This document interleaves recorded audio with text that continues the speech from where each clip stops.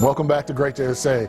No matter how good things are going, sometimes life will bring you down, and sometimes you might need a little help from your friends. Well, Roma is over at Rosella with a life coach. And Roma, should I be taking notes right now? Brandon, yes, here is my imaginary pen to you, and I'm sure Cristina has got your back as well, but we are back with Rene Banglesdorf, who is a life coach, an entrepreneur, just what I like to say, a boss lady. We're so grateful to have you here. I am thrilled to be here. I am enjoying my second cup of coffee. I'm all wired up and ready to talk about some stuff. Absolutely. Rosella is the perfect place for us to do this, I have to say myself, but Rene, we're going to get to it because you wrote a book called Stand Up, and you have been in a workforce that is, we were just saying, full of men and full of maybe some intimidating moments for you. Very intimidating moments. My very first sale in this business was a $30 million sale between a self-made billionaire with a B and a Fortune 50 company. And the two did not get along. And it was so intimidating. And I have to say, I've come a long way, but there have been some hard knocks. I'm sure the type of work you're dealing with people who are quite wealthy. But you decided to write a book. Why was that?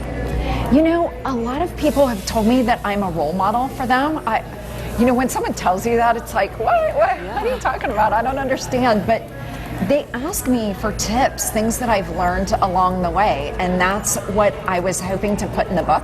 I have a journalism background, so I really do enjoy writing, and was just kind of memorializing some of the lessons that I've learned along the way. I love it. I was skimming through and I'm like, yes, this is what I need to hear, because I think as a woman, if you're trying to start a business or you're trying to go against your boss, you often are so afraid to go for what you want, and that's why you're saying, no, stand up. So one of the points that you're saying, that it's okay to have boundaries. It is not just okay to have boundaries, it's really important to have boundaries. And as you're finding your way, as you're making moves, it's important to keep what's important right at the forefront. So if your family is important, if your free time is important, if your morals and ethics are important, you need to draw boundaries there. And you can draw boundaries in a really positive way without losing the relationship or destroying the sale. And the way to do that is by embracing what I like to call a yes, no, yes philosophy. So it's, hey, what you've asked me to do is important. I'm not going to do it that way, so that's the yes, and then the no, but I'm still going to get this done for you. So it could be, yes, the board that you've asked me to serve on is really important. I can't serve on it at this time because I have some time constrictions, but I know this other woman that would be just perfect in this role.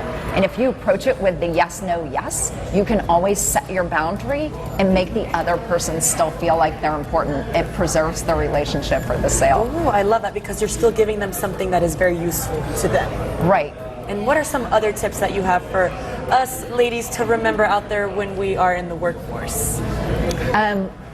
To do with boundaries or to do with anything in general else? Yes, like you were saying as well, it's important just to surround yourself with similar-minded people. It is really important to surround yourself with people who will lift you up and encourage you. One of my best friends is in the automotive industry that's also a very male-dominated industry, and she's my biggest cheerleader. And if you can surround yourself with people who believe in you, who are cheerleaders, that is really helpful as well. I have to agree in that sense. It's like who you surround yourself with gives you that energy. But back to your book, you don't want people to just lean in. You want them to stand up. Absolutely. Sheryl Sandberg did all of us women in the workforce a huge favor by saying, lean in, get in there and do things. But I think we're in an era now where we need to stand up. Not just stand for something, but really stand up and say, hey, you know what? I'm willing to be a leader. I'm ready.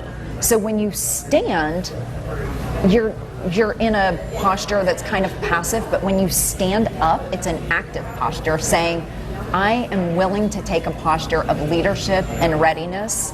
Pick me. I'm willing to come out of my comfort zone and go to the next level. And it's really important to do that.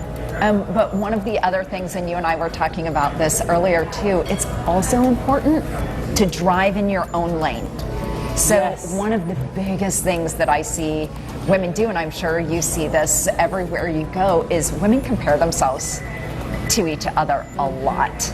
And when I'm looking at what this person's achieved or what that person's achieved who wasn't a stay-at-home mom for 16 years, I think that I'm, failing somehow. But when I stay in my own lane and do what I'm good at, I tend to succeed more than when I'm Absolutely. comparing Oh, myself. Renee, we could go on and on. How can people get your book? Because we are completely out of time. Well, you can buy it on Amazon or barnesandnoble.com, and you can also visit my website, renebanglesdorf.com, and buy it there. Thank you so much for joining us this morning. Brandon, I'm going to get you a copy, and everyone at home, make sure you get yours. Brandon, did you take the notes? Yes, I did. That's a lot of good information right there, Roma. Thank you for that interview. That was really cool.